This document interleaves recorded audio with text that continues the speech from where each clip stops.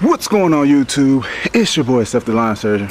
As you can see, I got my PAS 225 system. I got two of them. I'm gonna give you a little overview on them, give you a quick review on them, and then I'm also going to show you how to load your speed feed string in the trimmer head. Yes sir.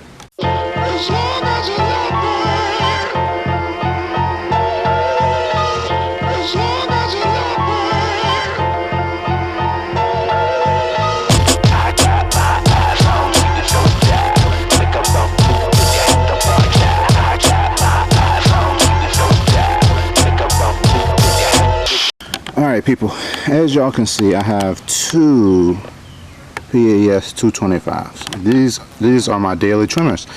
This is all the trimmers I have. And I know a lot of y'all are like, what? Because that's one thing I don't understand when I see people with like 20 different trimmers and different types of trimmers. They have a one specifically for hedging, then they got one specifically for trimming, one specifically for edging. You know, they just got specific tools, and each one of these was like $300. So I don't understand. I'm like, y'all spending $2,000, maybe even $3,000 on all this equipment when you could just get the PAS system.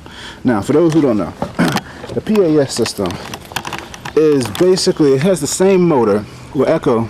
They have the 225. They have higher ones, but this is basically the lowest one, a 21.5 cc. And so it's the same one as the it's a T something, but basically it's not. It's a regular trimmer, and it doesn't have this where you can attach different stuff.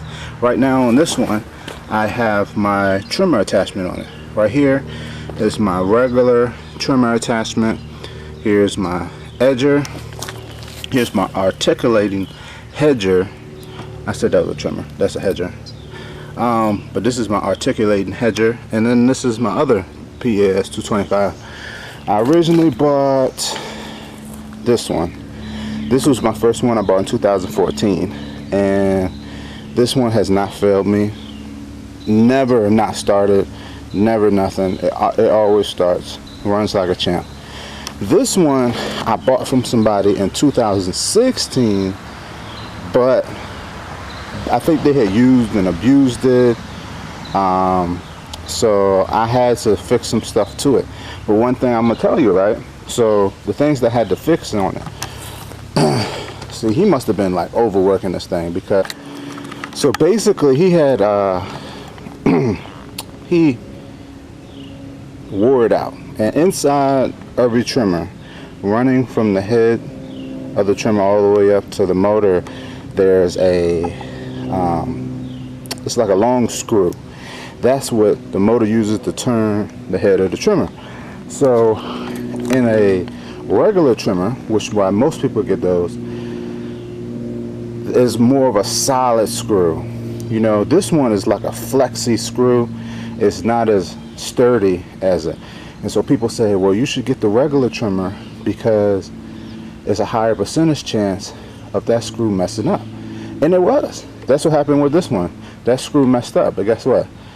It took me $17 and like an hour of my day. And I took this bad boy apart and I put the new screw back in. 17 bucks. And it runs good as new. So, you know, that's the one thing that people say that's a bad thing, but it's not really a bad thing, because in my view of it, say I'm out trimming, right?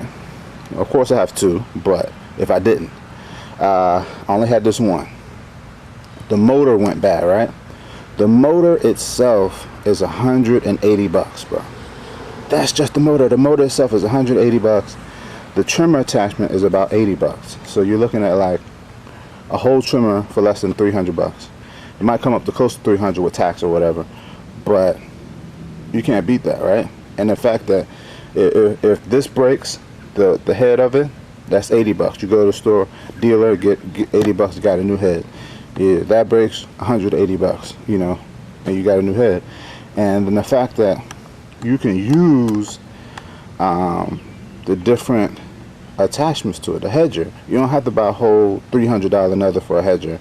You don't have to buy whole $300 another for an edger. You know, you can just flip off the attachment.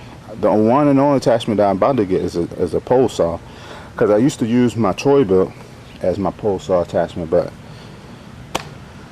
the whole starter string is stupid, so I'm just gonna stick with Echo. So that's probably will be my next attachment. All right, people, here is the string. I'm gonna show you guys how to load. Right now I'm using this string right here. I love it. It's Oregon. A lot of people online say they didn't like it. I'm gonna do a review on it, talk about why I love it and the things I don't like about it. There is some things I don't like about it, but overall it's a solid string. Now, the most important thing about loading speed feed heads, because somebody messaged me about this, how do you load a speed feed head, is knowing the size. Now, the PAS 225 has a smaller 400 speed feed head. My Shindaiwa has a 450, which holds more string. So I usually go by doing 2 arms lengths. If I could show y'all this, kind of put my finger in here and I stretch my arm out. That's one. Then I put my finger right here, stretch another arm's length. So that's 2 arms lengths. So just like that, I got 2 arms length worth of string. That's all I put in. I go ahead and snip it, boom, and I put this in my pocket, and so I have it ready to load up when my string runs out. Alright, I'm going to try to show you all this the best way I can, because you can't really see into the trimmer head, but I'm going to show y'all this. Alright, if y'all can see, let me see if I can get into the sun. If y'all can see right here, it's like a little hump. Y'all see that? Yeah, there we go. It's a little hump right here, right? So what you want to do is you want to line that hump up with this hole, right? So I turn, it'll click, click, and see now that hump is lined up with the hole, right? And so when you look inside of it, y'all can't really see inside of it. I don't know if y'all can, but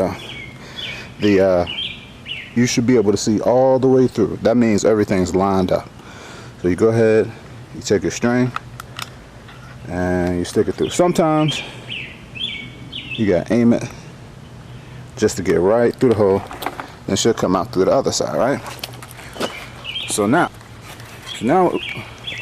what you want to do, you want to grab the other side, and I usually lay it down on the ground like this. Let me get it in the camera. Usually lay it down on the ground like this, right? And I stretch it out till both sides of the string is even, like this. Once you do that, I grab it, pull it back up, like so. Once I pull it back up, now you just hold the back part. You want to hold this back plate right here and just turn the front, and you're going to turn it clockwise. And this just starts winding up, just like that.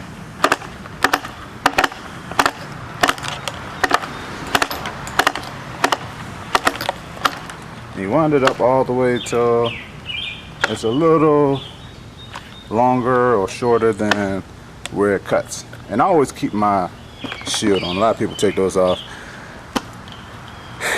That's a whole nother video. But that's how you load the speed feed head.